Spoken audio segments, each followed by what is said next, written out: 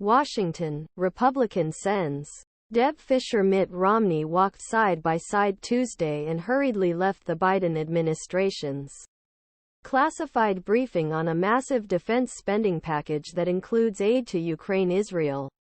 Both were visibly agitated. Among the many Republicans who left the briefing early were Fischer of Nebraska and Romney of Utah. In account, administration officials did not provide answers to their questions about Ukraine beyond what was publicly available in confidential public reports. This further fueled Democrats' frustration with refusal to meet demands for immigration policy changes in the legislation. The Biden administration is rapidly exhausting what little Ukrainian aid remains as an unrelated partisan fight over immigration policy threatens to derail the nearly $113 billion package that includes funding for the U.S. southern border and Indo-Pacific security partners.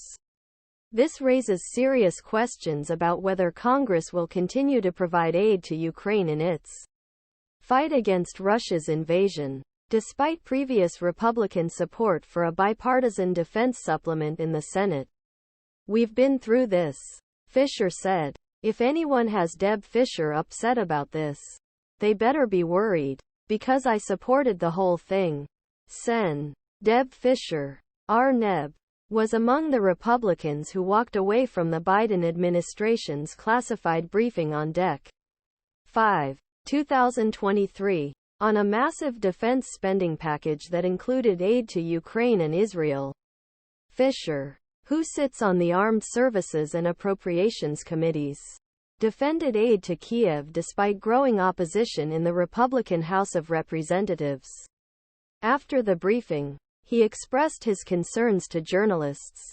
Some of these went beyond the immigration debate and pointed to Ukrainian policy grievances that were mobilized months ago. "The thing is, there are no answers there," Fischer told Defense News, criticizing the Biden administration for requesting Ukraine aid through a supplemental budget rather than the baseline budget proposal from earlier this year.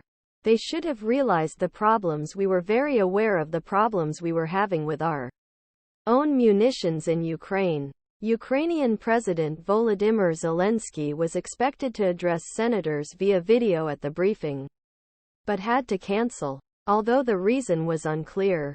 During a visit to Washington in September, he warned senators that Ukraine would lose the war if foreign aid did not continue.